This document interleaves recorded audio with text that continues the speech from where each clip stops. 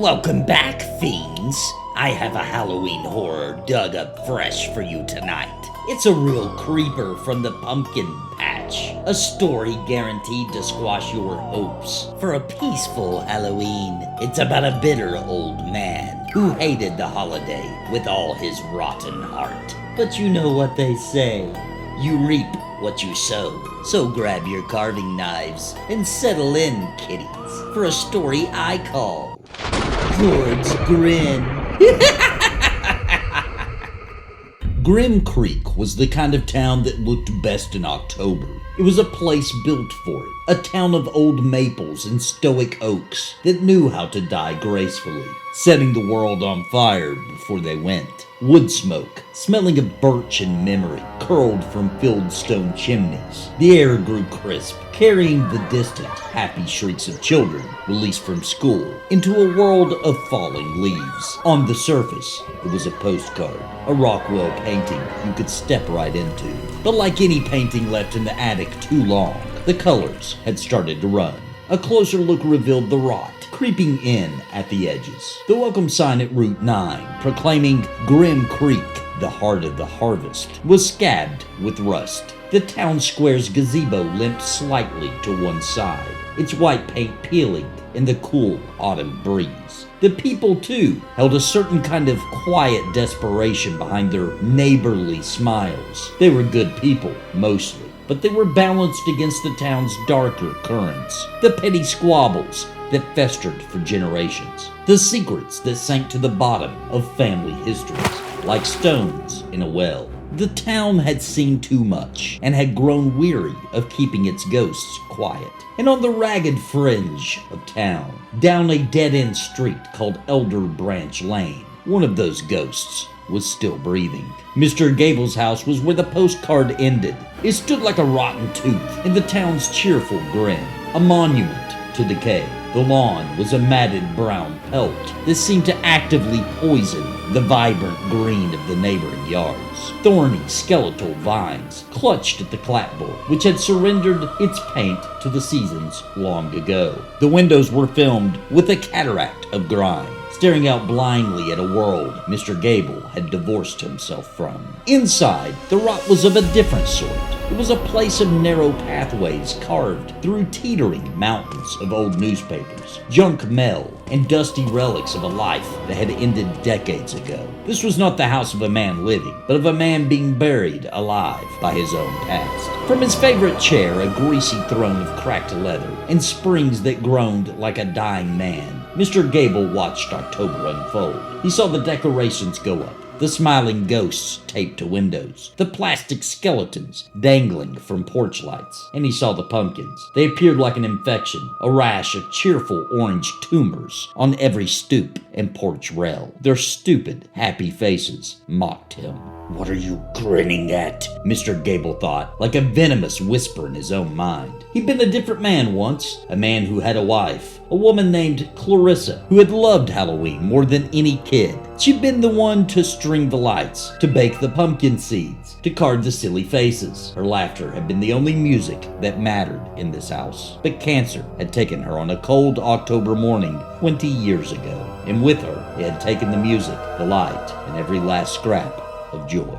Now he was just old. A collection of aches and resentments. His back was a knot of constant pain. His knee a weather vane for the coming cold. The world had kept spinning, kept laughing, kept carving its stupid pumpkins, and he hated it for its audacity. He felt useless, discarded. His bitterness was a fortress he had built around the hollow space where Clarissa used to be. And the children's joy was an invading army he had to repel, year after year. Smashing their pumpkins was the only power he had left. It was a small, cruel victory, but it was his. 3 houses down in a world bright with warmth and life, 10-year-old Dixon knelt in the dirt. His world was the opposite of Gable's. It was a place of creation. All summer he had tended to a single pumpkin plant in the family's small garden. He had watered it, weeded around it, and protected it from the squash bugs that plagued his mother's zucchini. He'd watched one particular gourd swell from a pale green marble into a magnificent, deep orange globe, heavy and perfect. For a kid like Dixon, a quiet boy who often felt lost in the noise of the world, creating something was a way to find his voice. The pumpkin was more than a vegetable. It was a project, a friend, a tangible piece of his own effort and care. It was proof that he could make something good in the world. Now, on the back porch, he was giving it a soul. The air was rich with the sharp, earthy smell of its raw flesh. He didn't carve a simple triangle-eyed grin. He worked with the meticulous focus of a master sculptor, using the little saw from the kit his dad had bought him. He gave his pumpkin eyebrows cocked in a look of gentle surprise, a round, friendly nose, and a wide, welcoming smile. This seemed to hold a secret, happy thought. He named him Jack. Completing it filled him with a sense of pride that pushed back against all the little anxieties of being 10. This was his, and it was perfect. "That's the best one you've ever made, buddy," his father said, his voice warm with pride. Together, they carried Jack to the front porch, giving him the place of honor right next to the door. It weighed a ton. As they set it down, Dixon's father glanced down the street toward the Gable house, a shadow passing over his face. "Make sure he stays right here on the porch, son," he said, his voice dropping a little.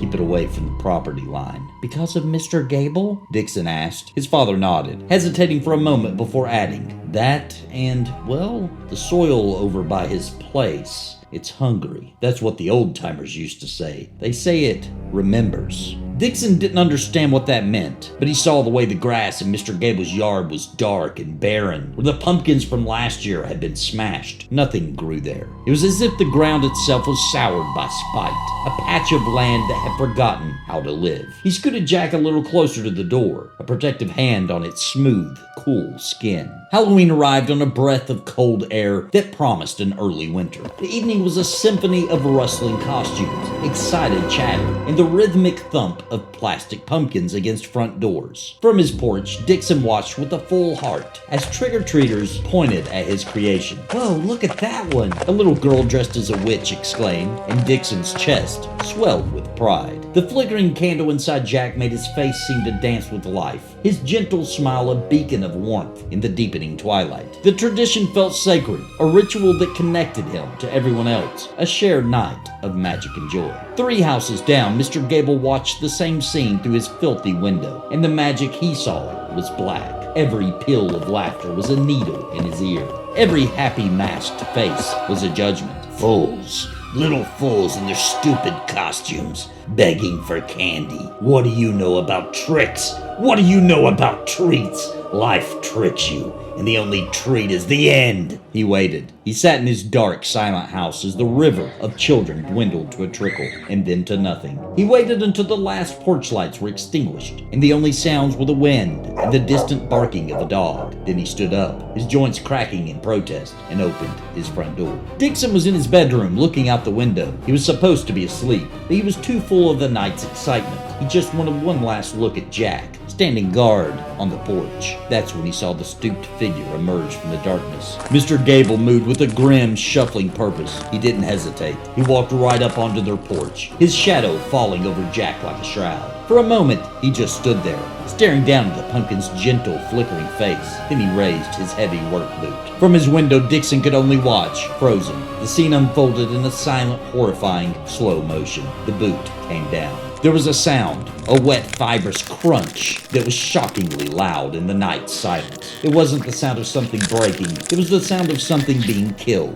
Jack's carefully carved face imploded. The welcoming smile shattered into a mushy, jagged ruin. The candle inside was snuffed out with the final pathetic hiss of steam. Gable wasn't done. He stomped again, and then again, grinding the beautiful orange shell into a slimy, pulpy mash under his heel. The sharp, sweet smell of its destroyed flesh, a scent Dixon had loved just hours before, now rose into the cold air like the ghost of his murdered joy. Gable turned and shuffled away without a backward glance, leaving the wreckage behind. The spell broke. A sob tore from Dixon's throat, hot and ragged. But beneath the grief, something else was stirring. A cold, hard knot of of rage. An emotion too big and too dark for a 10-year-old boy to hold. He crept down the stairs and out the front door. He knelt beside the remains of his masterpiece. The pulp was cold and slimy against his fingers, slick with seeds that looked like scattered teeth. Tears streamed down his face, dripping into the pulpy mess. He wasn't just sad, he was violated. Mr. Gable hadn't just smashed a pumpkin, he had smashed the hours of care, the pride, the piece of himself that Dixon had put into it. It was a desecration of the night's sacred ritual, an act of pure, meaningless spite. And as he knelt there, his hands covered in the guts of his friend, he whispered a wish into the cold, listening dark. It wasn't a child's plea to a star, it was a curse, ancient and binding.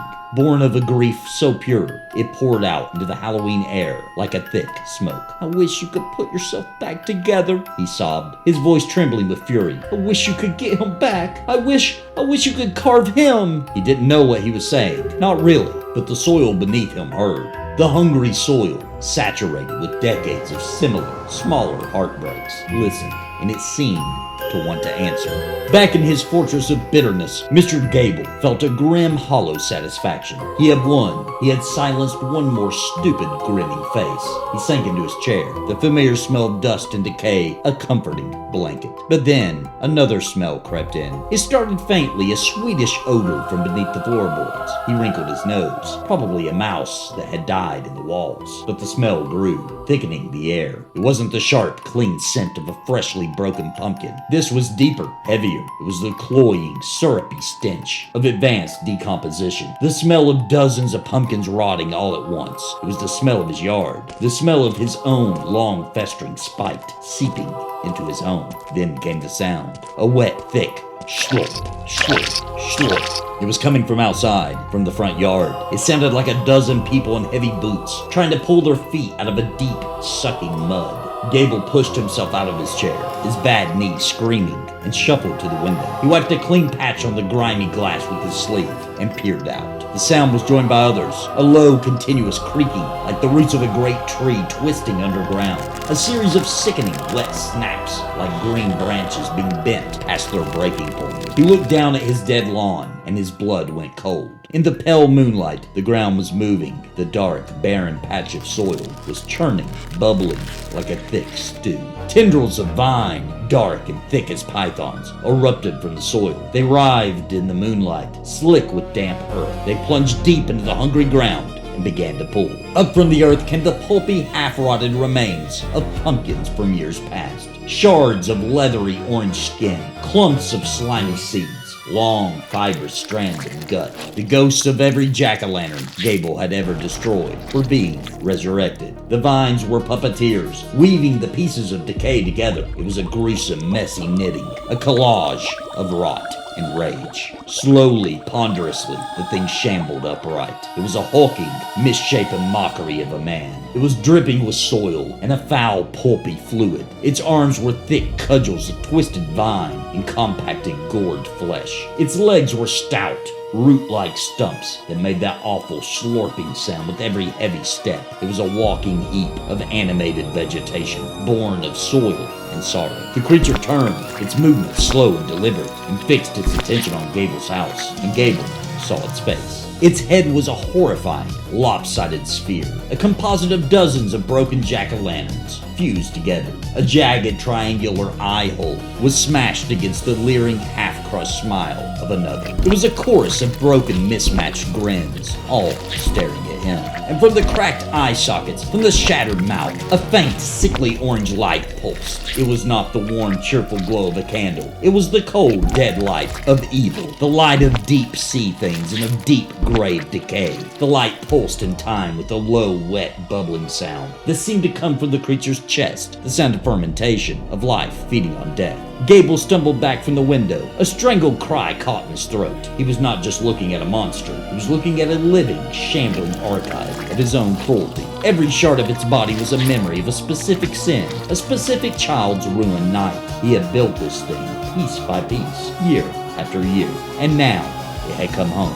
Panic, cold, and absolute seized him. He scrambled through the cluttered pathways of his home, his heart hammering against his ribs like a trapped bird. He shoved a heavy bookcase against the front door, the sound of scraping wood deafening in the silence. Outside, the shambling mound reached the porch. Thump, squelch, thump, Squelch. The heavy, wet footsteps stopped. There was no knock. There was only a deep, groaning pressure against the front door. The wood began to splinter. Vines, thin and sharp as needles, probed the edges of the window frames, scraping, searching for a way in. The entire house, long neglected, seemed to groan in sympathy with the assault. With a sound like a gunshot, the living room window exploded inward, spraying glass across the dusty floor. It wasn't the creature's fist that had broken it. The thick, thorny vines that had clung to the outside of the house for years had come alive, twisting with unnatural strength, prying the frame from the wall. A massive arm, a cudgel of vine and gourd, slammed through the weakened front door, reducing it to kindling. The Harvest Golem squeezed its bulk through the opening, its composite head swiveling, the sickly orange light of its eyes sweeping across the room. It saw him. Gable tried to run, but his legs were leaden. The creature was surprisingly fast, crossing the room in 3 ponderous strides. It didn't grab him. It simply fell upon him, its immense weight pinning him to the floor. Thick, thorny tendrils snaked from its body, wrapping around his arms and legs, holding him fast. He was utterly helpless, staring up into that mosaic of broken grins. From the center of the creature's chest, a single thin vine extended. It was different from the others, pale, hard as wood, and impossibly sharp at the tip. And the tip glowed with the same faint, internal light. Gable watched, his mind finally snapping under the weight of the impossible truth. As the glowing point descended toward his face, the creature didn't stab or slash. It didn't bite or tear. It began to carve. It moved with a slow, meticulous precision. The pain was an intense fire upon his face. It was carving his flesh as a boy would carve a pumpkin, creating a familiar pattern, a triangular eye, another, a simple, round nose. He felt his own lips being sliced, pulled back into a permanent, hideous smile. He was being turned into one of them. The creature was fulfilling Dixon's wish with terrifying accuracy. The sun rose on a silent, still house. The front door hung in splinters. Inside, mud and bits of rotted pulp tracked across the floor. Mr. Gable lay on his back in the center of the living room. His eyes were wide with the terror that had been frozen there for eternity. And on his face, carved with brutal precision, was a perfect jack-o'-lantern grin. Outside, the yard was still. The dark, barren patch of soil was smooth and undisturbed. There was no sign of the creature. It shambled back into the night, collapsing into the earth that had birthed it, receding into the dark, hungry soil, leaving nothing behind but the lingering sweet stench of rot. And Mr. Gable, from the corner of his new carved mouth, a single wet pumpkin seed dislodges. It falls with a tiny, soft tick onto the dusty floorboard and waits. Well, it looks like old man Gable finally got a smile carved onto that sourpuss of his. A real work of art, wouldn't you say? He always hated grinning pumpkins, and now he is one. Talk about getting a head of the competition. And that little seed at the end, it just goes to show you, kiddies, be careful what you plant in the garden of your grudges. You never know what might sprout. Until next time, boils and ghouls, pleasant screams. Tales from the Crypt.